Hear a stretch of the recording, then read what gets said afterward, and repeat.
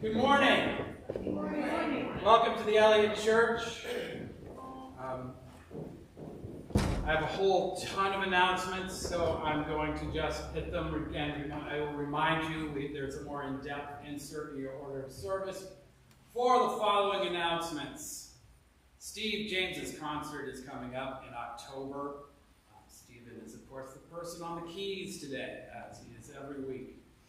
The Jack-o'-lantern contest is on the 30th of October. We are actively recruiting for our church role-playing game group. We have 2 games a month. There's an extensive description in the insert of the 2 games. So check it out.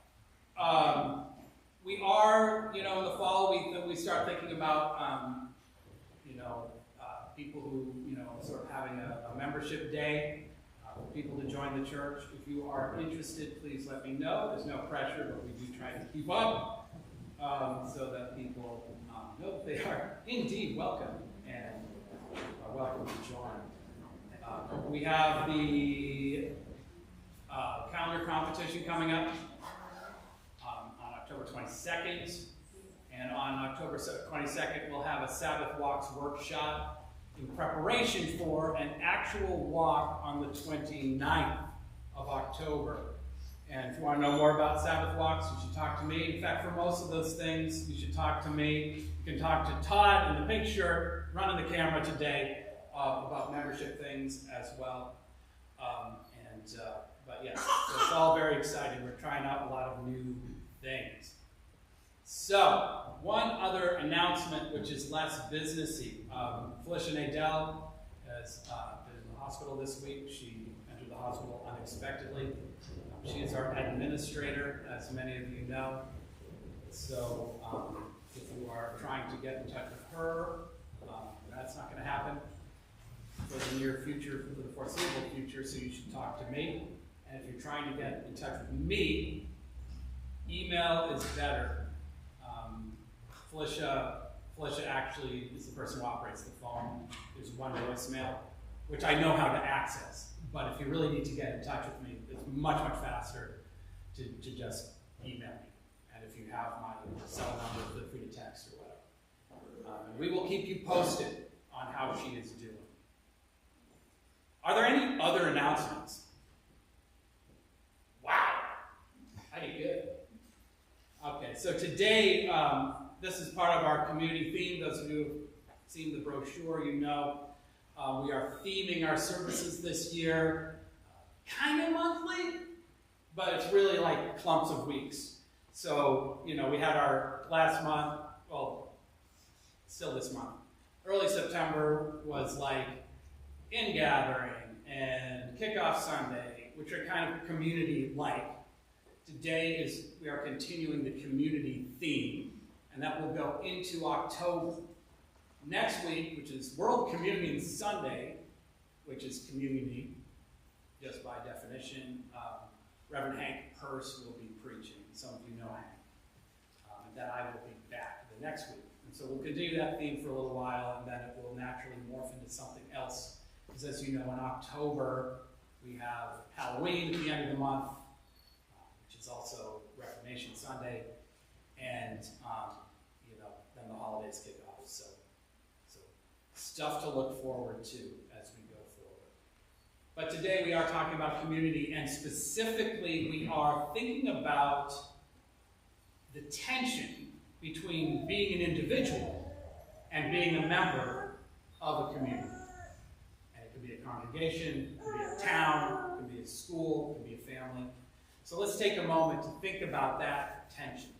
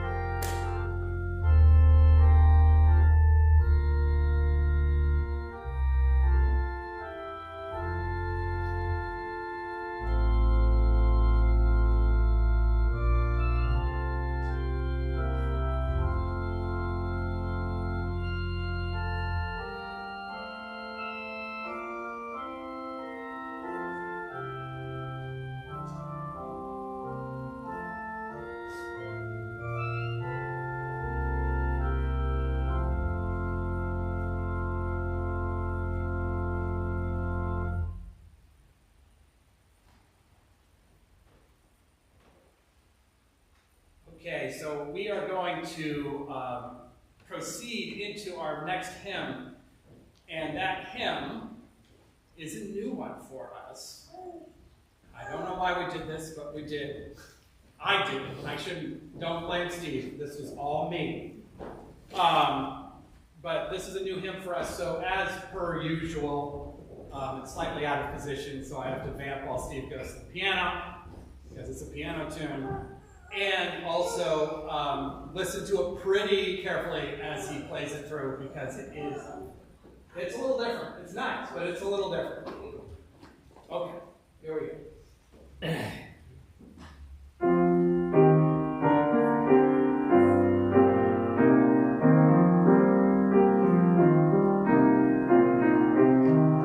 Please rise.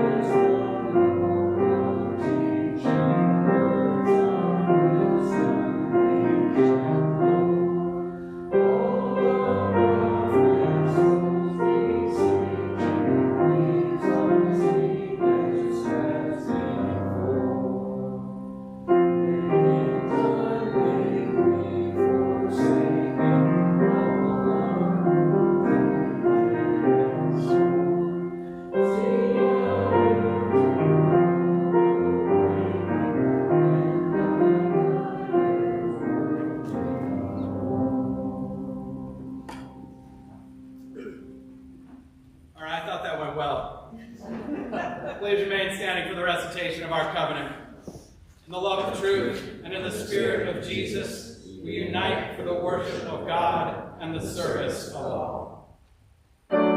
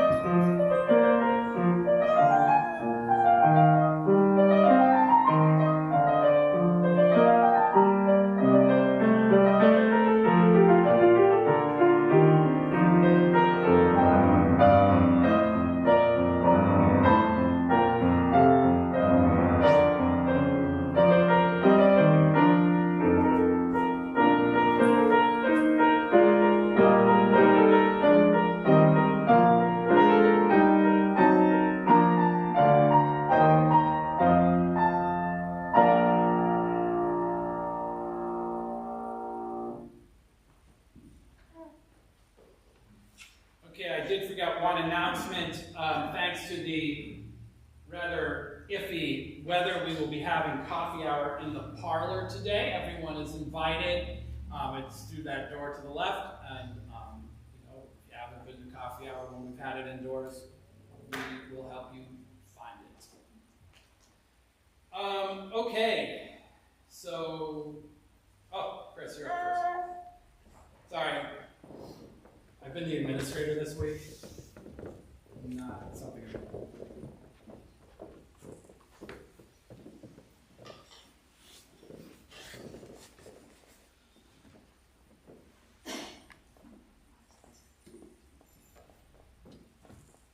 So our reading is Romans 12. It says 1 through 9. It's actually 1 through 8. Sisters and brothers, I beg you, through the mercy of God, to offer your bodies as a living sacrifice, holy and acceptable to God. This is your spiritual act of worship. Don't conform yourselves to this age, but be transformed by the renewal of your minds, so that you can judge what God's will is, what is good, pleasing, and perfect. In light of the grace I have from God, I urge each of you not to exaggerate your own importance. Each of you must judge yourself soberly by the standard of faith God has given you. Just as each of us has one body with many members, and these members don't have the same function, so all of us in union with Christ form one body. And as members of that one body, we belong to each other. We have gifts that differ according to the grace given to each of us. If your gift is prophecy, use it in proportion to your faith. If your gift is ministry, use it for service. If you are a teacher, use your gift for teaching. If you are good at preaching, then preach boldly. If you give to charity, do so generously. If you are a leader, exercise your authority with care. If you help others, do so cheerfully. Our next reading is by Edward Carpenter, who was many things, a poet, social activist, early gay rights activist in the late 19th, early 20th century. But it comes from this book, and since we are talking about community today, I just thought I would point it out. This book, Think on These Things, was a book that was printed in 1942 for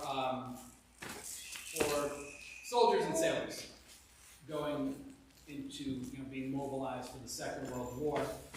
And this particular copy was given to me by Augie Chase. Many of you remember.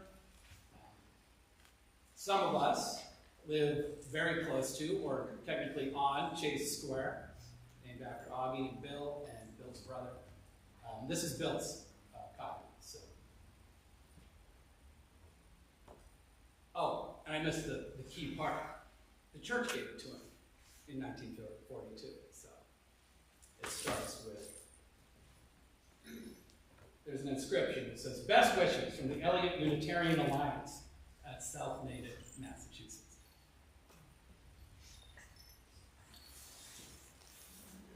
In the deep cave of the heart, far down, running under the outward shows of the world and of people, running under continents, under the fields and the roots of the grasses and trees, under the little thoughts and dreams of humans and the history of people, I see, feel, and hear wondrous and divine things. I seem to see the strands of affection and love so tender, so true and lifelong, holding together the present and past generations. The currents of love and thought streaming in the watches of the night from far and near, from one to another. Streaming all the more powerfully for the very hindrances and disasters which arrive or threaten. I dream that these are the fibers and nerves of a body that lies within the outer body of society. A network, an innumerable, vast, interlocked ramification, slowly being built up. All dear lovers and friends, all families, groups, all peoples, nations, all times, all worlds, perhaps, members of a body, archetypal, eternal, glorious, the center and perfection of life, the organic growth of God in time. And now let's take a moment in silent prayer for those in need of our prayers today. In particular, we lift up Felicia and her family.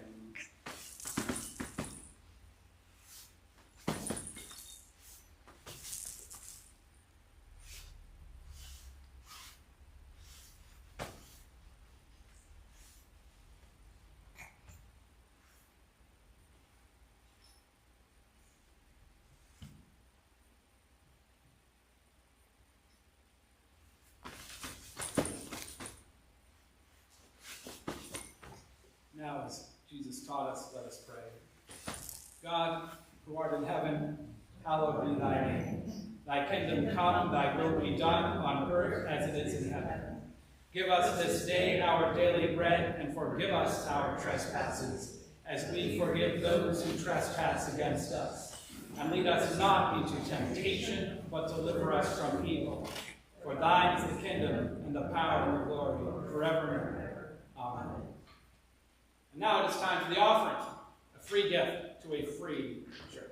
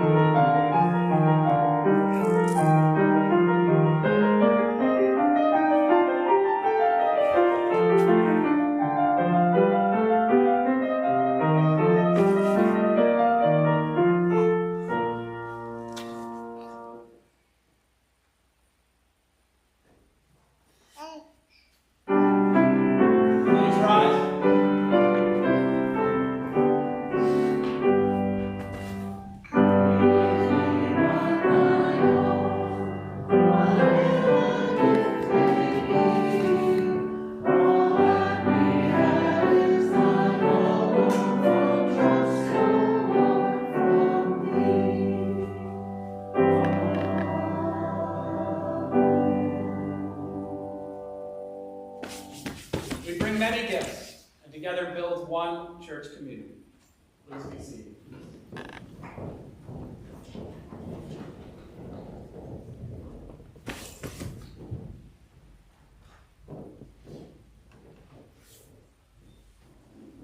Chris?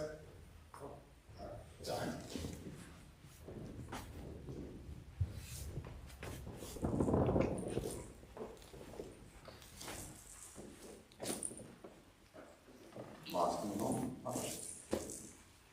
Our responsive reading today is number 567.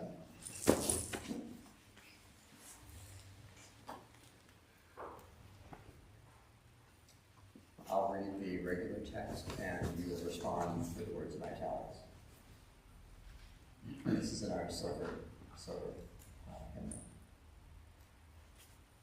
I want to be with people who submerge in the task. Who go into the fields to harvest and work in a row and pass the bags along. Who stand in the line and haul in their places. Who are like harbor generals and field deserters, but moving upon the rhythm of what's coming in fire and forever.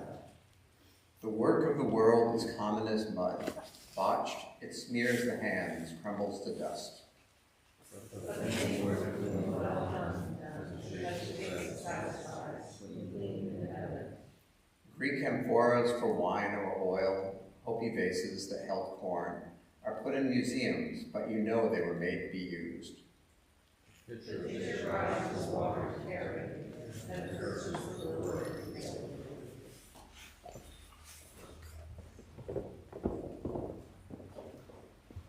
All right, now that since you all did so well on the new hymn, we have a classic, reputedly Martin Luther King's favorite hymn. He did say that from time to time, but he is a preacher, and sometimes our tastes change depending on our rhetorical needs. But at least at one point, this was his favorite hymn, Once Every Soul and Nation, number 119 in your great hymn.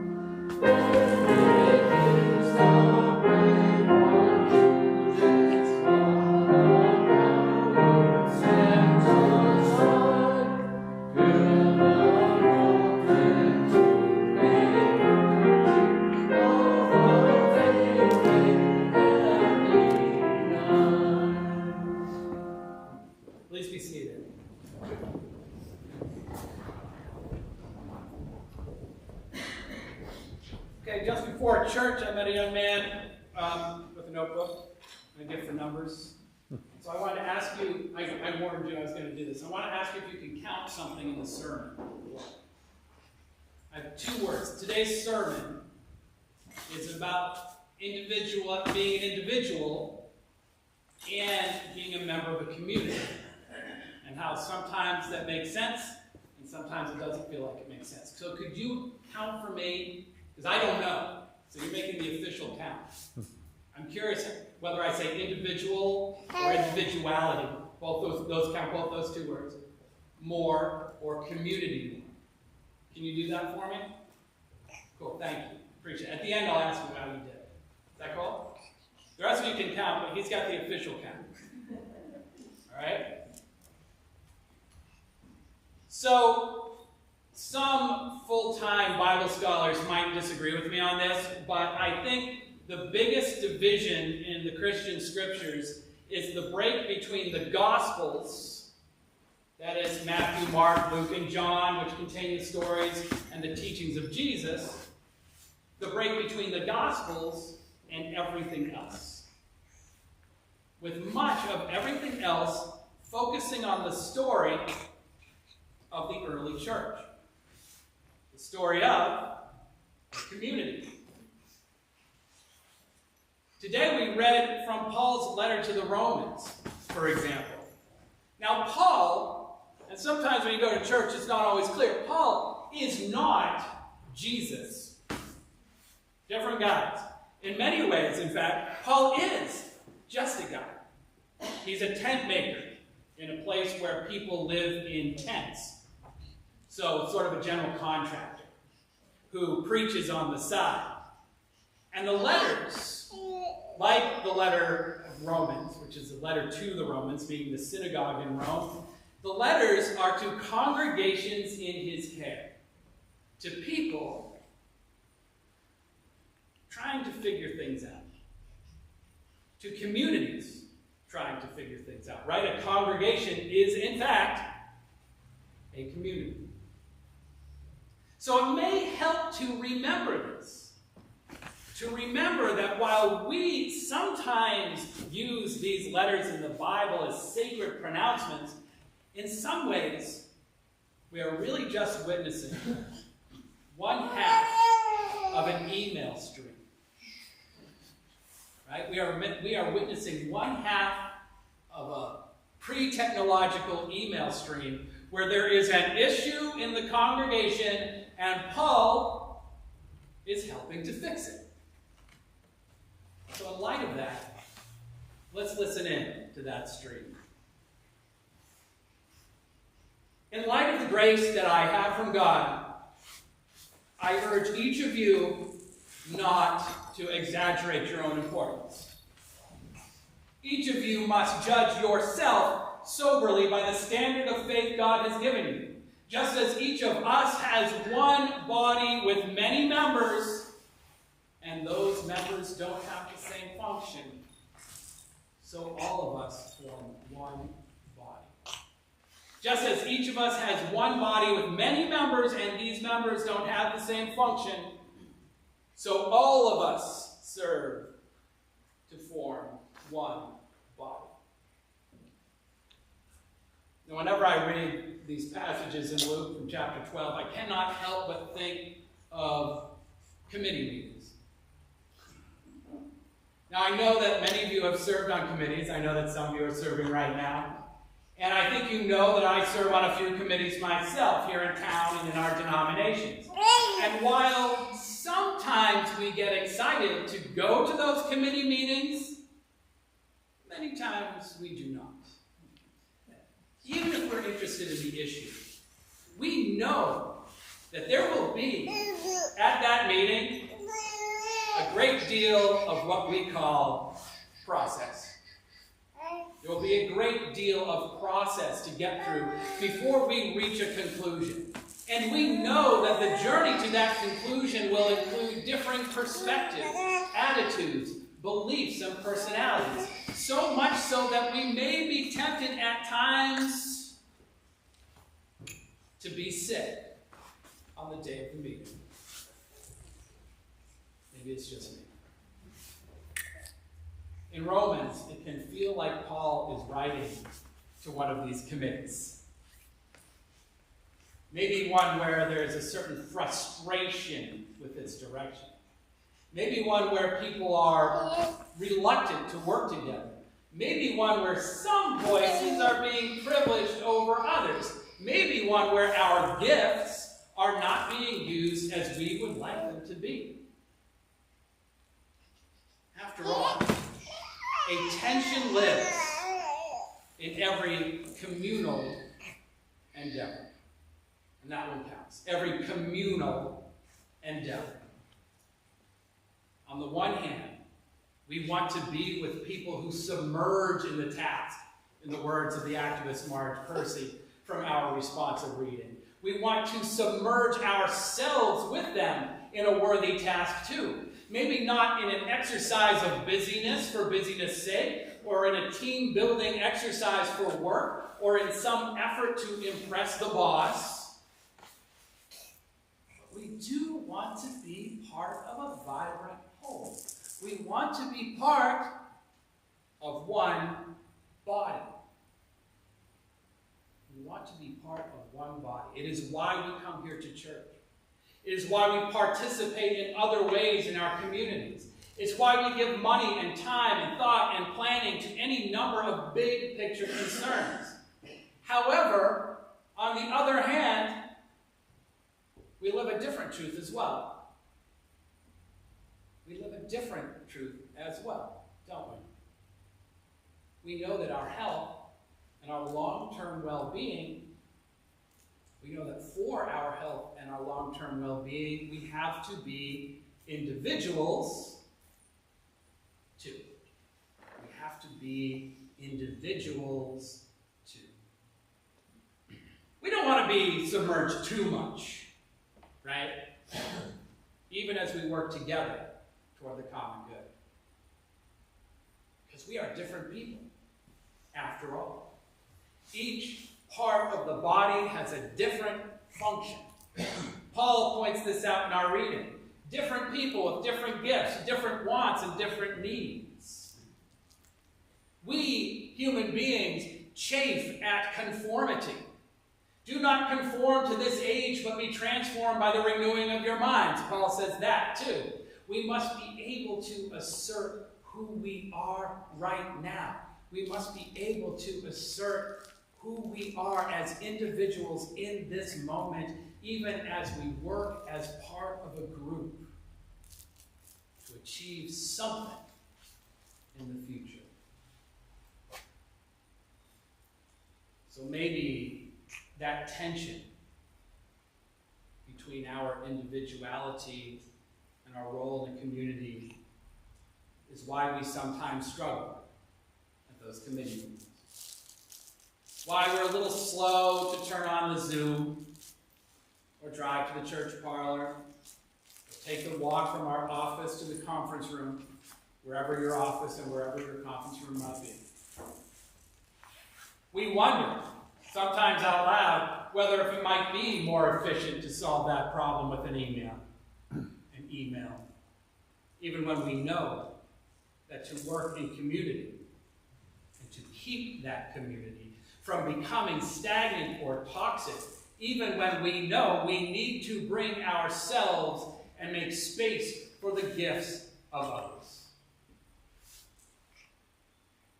It's hard to be in true community as an individual. Often we will seek out more controllable venues, in fact. Online communities, for example, where it is easier to tune out disagreement, and conversely, where it is easier to misbehave behind the shield of distance. But the socials get beaten up on a lot. And if we were to be honest, we do not need technology to find or found sectarianism. Houses of worship are among the most segregated communities in the world. Or they can be. Divided by race, class, and pretty much every ism we care to name. So we do try our best. Because we know this. We try our best to be submerged in the task of community building without letting it overwhelm us.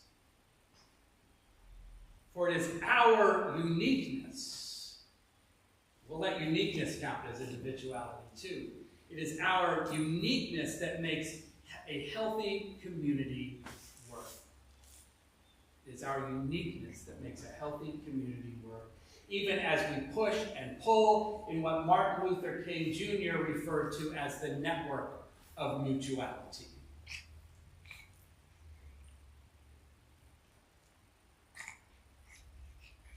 Now, near the end of the Second World War, Franklin Delano Roosevelt reflected that we have learned that we cannot live alone. This is his fourth inaugural address. It must be the only fourth inaugural address in the United States history. We have learned that we cannot live alone. We have learned that we must live as human beings, not ostriches. We have learned, he said, to be citizens of the world, members of the human community. Now, FDR was talking about nations and what they should learn from the destruction of war. But the truth still stands for individuals as well. We are not meant as human beings, as individuals. We are not meant to be alone, with our heads buried in the sand. We are meant to be together. We are meant to work together, to interact, even though it means we are challenged, even though it means we don't always get our way, even though we must act with humility, even though we must act with humility, and sometimes that is hard. Opening our minds to different ways of being and doing and thinking. This tension of the individual in community is part of a responsible human life. And in our walk of faith, we seek approaches, frames, and understandings that sustain us in the journey. Paul, in that reading today, is telling us that we are, in fact, different. We are different from each other, and that is how it is meant to be, even as it is meant for us to be together. We are made of the same stuff. That water from our ingathering last week. We are connected and related. But as I said earlier, families are diverse. And the family of humanity is no different. So today we read from Edward Carpenter, a poet, philosopher, early gay rights activist. He talked about the divine and wondrous things running under the continents, he said. The divine and wondrous things running under the continents, under fields and the roots of the grasses and trees, the fibers and nerves of a body that lies within the outer body of society. All dear lovers and friends, he concludes. All families, groups, all peoples, nations, all times, all worlds, perhaps, members of a body archetypal, eternal, glorious, the center and perfection of life, the organic growth of God in time. That is what we are doing. That is what we are about. The organic growth of God in time. The challenge in this world where we so often feel pulled apart and isolated. Our challenge is to be mindful of that organic growth of what we sometimes here call the great whatever. The great whatever that reaches out and in across the rifts of our own era, permeating the barriers of our own uniqueness. And that serves to strengthen the individual, the communal, and the transcendent. As we end our time today, let us take a moment to ask ourselves where we see the divine and wondrous things, sneaking in, helping us to grow as individuals, and helping to bind us together.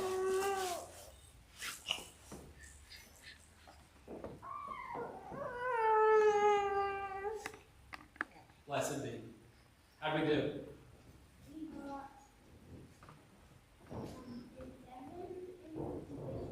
11 individuals.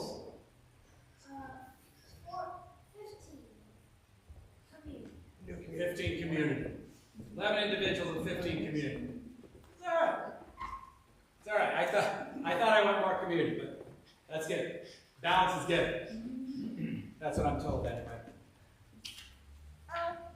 All right, let's join in our final hymn. Also a classic, For All the Saints, number 103 in your gray hymn.